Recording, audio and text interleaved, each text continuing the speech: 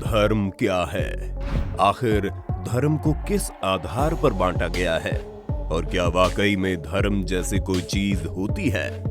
दोस्तों, अगर आप भी मैं हिंदू हूं या फिर मैं मुसलमान हूं जैसी चीजों का गाना गाते हैं, तो ये वीडियो बिल्कुल आपके लिए है, क्योंकि इस वीडियो को देखने के बाद आपकी आंखें खुल जाएंगी और आपको समझ में आ जाएगा कि धर्म के ठेकेदार किस तरह सालों से हम सभी को बेवकूफ बनाते आ रहे हैं। और असल मायनों में धर्म क्या है, इसका इतिहास आज का नहीं बल्कि हजारों साल पुराना है, जिसका खुलासा विष्णु पुराण से लेकर कुरान और बाइबल तक में किया गया है। बस फर्क सिर्फ इतना है कि आपका ध्यान कभी उस पर गया ही नहीं। पर चिंता मत कीजिए, आज इन सभी बातों से हम पर्दा उठाएंगे और ये कोशिश करेंगे आपकी आंखें खुल जाए, ताकि आप समझ सकें कि असल मायनों में धर्म होता क्या है। लेकिन उससे पहले अगर वीडियो पसंद आए तो वीडियो को लाइक करना ना भूलें, और आप जिस भी धर्म से ताल्लुक रखते हैं उसके बारे में हमें कमेंट बॉक्स में जरूर बताना।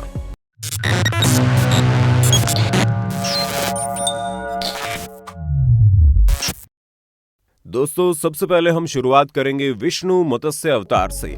एक बार एक राजा जिनका नाम सत्यव्रत था, वो सूर्य को नमस्कार करने के लिए एक नदी के किनारे जाते हैं और अपने हाथों में जल भरते वक्त उनके हाथ में एक छोटी सी मछली आ जाती है, जो बोलती है, महाराज कृपा करके मुझे वापस नदी में ना डालें, यहाँ और भी बड़ी बड़ी मछलियां हैं जो मुझे खा जाएंगी। कृपा करके आप मुझे अपने साथ ले चलें और मुझे सुरक्षित अपने महल में रख लें। महाराज बोलते हैं, ठीक है। वो उस मछली को अपने साथ महल ले आते हैं और उसे एक बर्तन में डाल देते हैं। जैसे ही मछली को उस बर्तन में डालते हैं, वो मछली बर्तन के आकार की हो जाती है और उसके अंदर फंस जाती है, जिसके बाद वो चिल्लाने लगती है, महाराज मुझे यहाँ से निकालिए, मुझे किसी बड़े बर्तन में डालिए, ये बर्तन मेरे आकार का नहीं है। महाराज मछली के इतने बड़े आकार को देखकर हैरान हो जाते हैं और तुरंत मछली को बर्तन से निकालते हैं और फिर एक दूसरे बड़े बर्तन में डाल देते हैं। लेकिन जैसे ही महाराज मछली को बड़े बर्तन में डालते हैं, वैसे ही मछली उस बड़े बर्तन के आकार की हो जाती है। महाराज ये सब देखकर बहुत ही ज्यादा परेशान थे। वो मछली चिल्लाती है कि महाराज मुझे यहाँ से निकालकर एक और बड़े बर्तन में डाल दीजिए। मछली की हालत को देखकर महाराज को फिर से उस पर दया आ जाती है और उससे भी बड़े बर्तन में उसे डाल देते हैं। अब देखते ही देखते मछली पल भर में उस बर्तन के आकार की भी हो जाती है, जिसके बाद महाराज मछली के सामने अपने हाथ जोड़कर खड़े हो जाते हैं और बोलते हैं, मैं आपको जहाँ से लेकर आया था वापस वहीं छोड़ दूंगा। और महाराज ठीक वैसा ही करते हैं। जब वो मछली को नदी में छोड़ने जाते हैं, तभी वो मछली नदी के आकार की हो जाती है। फिर महाराज उस मछली से पूछते हैं कि आप कौन हैं और आप अपने असली रूप में आइए। तब वो विष्णु भगवान मत्स्य रूप में प्रकट होते हैं, जिसमें उनका आधा शरीर मछली के रूप में और आधा विष्णु भगवान के रूप में होता है। जिसके बाद वो राजा सत्यव्रत को आदेश देते हैं कि आज से 7 दिन बाद ये पूरी धरती पानी में डूब जाएगी। और वो सत्यव्रत को आदेश देते हुए ये बताते हैं कि सत्यव्रत, आज से तुमको मनु के नाम से जाना जाएगा। तुम्हें एक नाव तैयार करनी है, जिसमें तुम्हें हर एक जानवर के एक एक जोड़े को उसमें रखना है। तब जब ये सृष्टि पानी से डूब जाएगी, तो उस नाव को मैं मछली के रूप में खींचते हुए तुम सभी लोगों को उससे प्रलय से बचा लूंगा और सृष्टि का फिर से निर्माण होगा। और फिर ऐसा ही होता है, पूरी की पूरी दुनिया पानी में डूब जाती है। तब तक मनु उस नाव को तैयार कर चुके होते हैं और जब प्रलय आती है तो विष्णु भगवान उस नाव को पार करके सभी की जान बचा लेते हैं। अब बात करेंगे इस्लाम से हजरत नूह अलैहिस्सलाम के बारे में।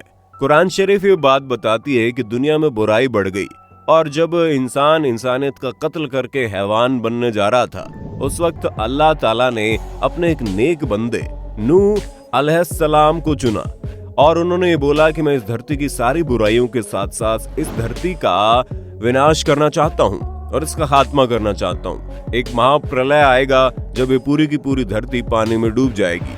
उससे पहले तुम्हें एक बड़ी सी नाव तैयार करनी है। उस नाव में तुम्हें प्रत्येक जानवर के जोड़ों को रखना है और फिर जिस दिन ये पूरी की पूरी कायनात पानी में डूब जाएगी, उस दिन वो नाव तैयार होगी और तुम्हारे साथ साथ उन सभी जानवरों के जोड़ों को बचा लिया जाएगा। और फिर ऐसा ही होता है। कुछ दिनों बाद पूरी की पूरी कायनात पानी में डूब जाती है, लेकिन उस वक्त तक ये नाव तैयार हो जाती है, जिसकी वजह से हजरत नूह अलैहिस्सलाम के साथ बाकी जानवरों के जोड़ों को भी बचा लिया जाता है। और दोस्तों, ऐसी ही कहानी का जिक्र बाइबल में भी किया गया है। ईश्वर नोवा को यह आदेश देते हैं कि आज से कुछ दिन बाद ये पूरी की पूरी धरती पानी में डूब जाएगी। तुम एक ऐसी नाव बनाओ जिसमें दुनिया के तमाम जानवरों के जोड़ों को रखा जा सके और इनको हिफाजत से इस धरती पर उतारा जाए जब ये महाप्रलय खत्म हो जाए। ठीक है, ऐसा ही होता है। ईश्वर की बातों को सुनकर नोवा वो नाव बनाते हैं और जब प्रलय आता है तो उस नाव में नोवा और प्रत्येक जानवरों के जोड़े सुरक्षित बच जाते हैं, जबकि पूरी दुनिया पानी में डूब जाती है।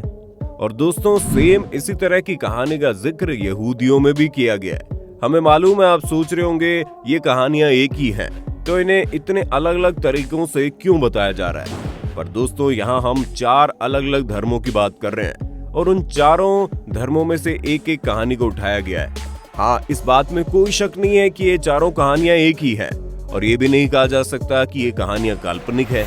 इस कहानी से जुड़े सबूत भी मौजूद है। टर्की के एक पहाड़ी पर इस नाव को पाया गया है। यहाँ तक कि आप इन तस्वीरों में भी देख सकते हैं, ये बात झूठी नहीं है और ये वही पहाड़ है जहाँ ऐतिहासिक नाव पाई गई है। और दोस्तों, सिर्फ इतना ही नहीं, वैज्ञानिकों की अच्छी खासी टीम ने इस बात को साबित भी किया है कि ये कथन बिल्कुल सच है, क्योंकि धरती के पहाड़ पर जो मलबा पाया गया है वो लकड़ी का है और आज से 6000 साल पुराना है और उसमें ऐसे ऐसे खांचे बने हुए हैं, ऐसे ऐसे डिब्बे बने हुए हैं, जिससे साबित होता है कि वहाँ लोग रहते थे। और वो नाव लगभग 3 मंजिला थी। जी हाँ, वो कोई छोटी मोटी नाव नहीं थी, बल्कि पूरे 3 मंजिला की विशालकाय नाव थी, जिसने महाप्रलय के समय इंसान और जानवरों को बचाए रखा। और नाव में करीब 25,000 से ज्यादा अलग अलग प्रजातियों के जानवरों को रखा जा सकता था। ये सारी बातें हम हवा में नहीं कर रहे, बल्कि खुद वैज्ञानिकों ने इस बात को साबित किया है। जब टर्की में पहली बार ये नाव पाई गई तो लोगों ने ये सवाल उठाया कि आखिर 6000 सालों तक ये नाव यहाँ कैसे थी। तो दोस्तों, इसका जवाब बहुत ही साधारण सा था। टर्की के पास जिस पहाड़ी के हिस्से में ये नाव मौजूद थी, वहाँ सालों तक बर्फ जमी हुई थी, लेकिन जब ये बर्फ गलकर उतरी तब जाकर ये पता लगा यहाँ एक नाव थी।